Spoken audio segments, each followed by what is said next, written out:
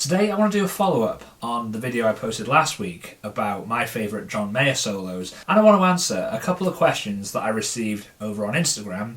And if you don't follow me on Instagram, the handle is going to be up here somewhere, so go and follow me. I post a load of content over there pretty much every day about all things guitar related. Now, the questions I received were all about how I achieved that tone in my video last week. Make sure to go and check out that video. I will link it in the description, but I'm just going to play a clip from it now, just so you can get an idea of the tone that I was working with.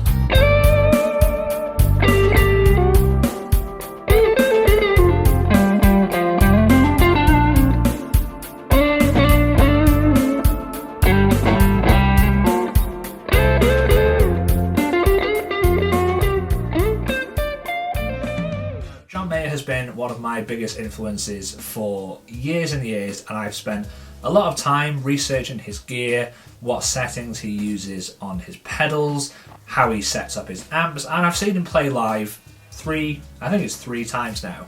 So I have an idea obviously from the records, and I have an idea of how that tone actually manifests itself in person in a room. So what I want to do today is just shed a bit of light for any of you guys who are interested on how to achieve that kind of quintessential John Mayer sound. So first of all, let's talk about the amplifier, because that is what's going to generate the sound, and it's probably the most important part to get right. Now, John has pretty much always used Fender style amplifiers.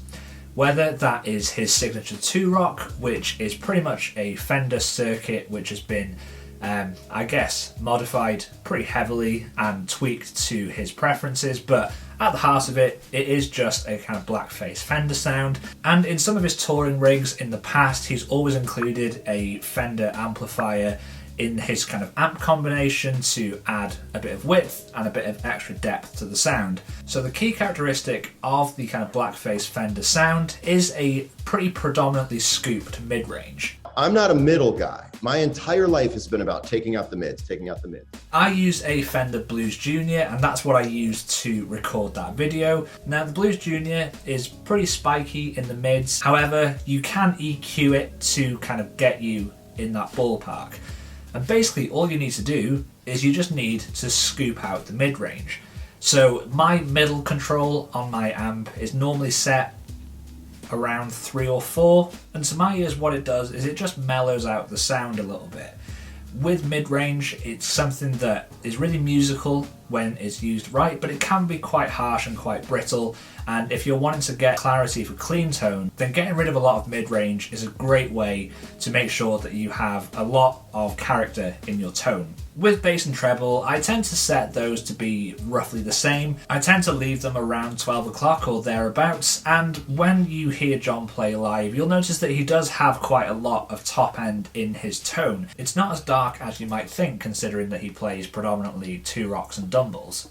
But this is a good segue to move into the realm of pedals. So John pretty much uses 3 predominant gain stages and 3 distinct pedals that, regardless of the rig and regardless of the album cycle that he was touring, these pedals pretty much show up in every rig that he's used. So the first of those pedals is the famous Klon Sensor.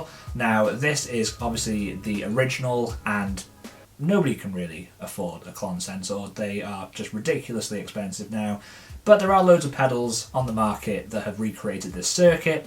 And that's pretty much what John uses as a kind of first gain stage for overdrive.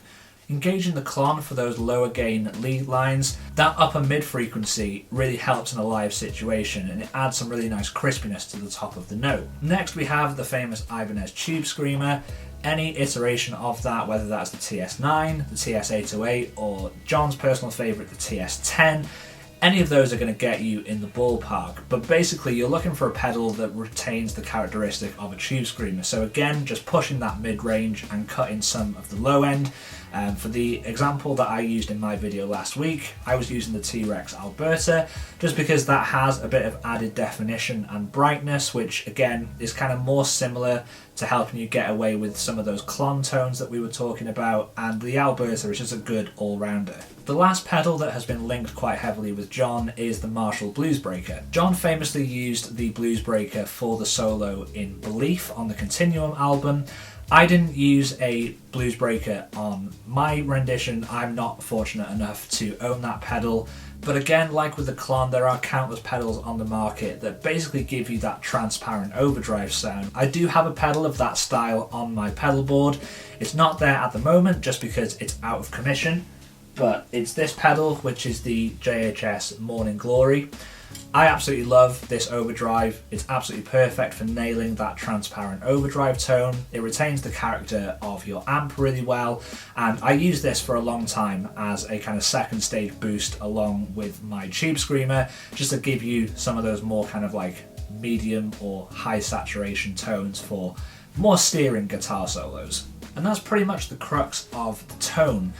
Other things like reverb are just things that you use for taste. Same for delay. It's great to have a delay pedal on your board when you are soloing because it adds so much extra depth, but it's not essential for achieving this tone. Finally, we're going to move on and obviously talk about the guitar. And if we're talking about John Mayer, then obviously the only guitar that we can ever really talk about is the Fender Strat, or anything that is a Strat style guitar. Obviously John now uses the PRS Silver Sky. Again, not fortunate enough to actually have one of those, but John has obviously for the longest time been an advocate of the Fender Strat. This is just a USA Strat from 2004. It's all pretty much stock, apart from the pickups, which I have swapped out. These are the House of Tone pickups, and they're voiced after a 1960s set of vintage Fender Strat pickups. When John is playing a Strat, he does have a 1960s Strat in his lineup, and these pickups are voiced perfectly to replicate the sound of an original 1960s Strat. And that's pretty much it, guys. As long as you can scoop out that mid-range in your guitar amp, obviously the pedals are just things that add a little bit more of that flavour to the tone. So I would say as long as you have a Tube Screamer, then that's pretty much the only essential. And if you do have a transparent overdrive or a Klon type circuit, then that's obviously just going to get you a little bit closer. But I didn't use those two pedals for my demo, and I got some pretty good results. So guys, I hope you enjoyed that. It was really fun to put this video together and take a look back at some of John's tones and some of his songs. And like I said, he is a big influence on me, and I know a lot of people are interested in chasing his tone, so I hope the information in this video helps you get a little bit closer. As always guys, thanks so much for watching. I will see you next week for another video, and until then, keep playing guitar and stay safe out there.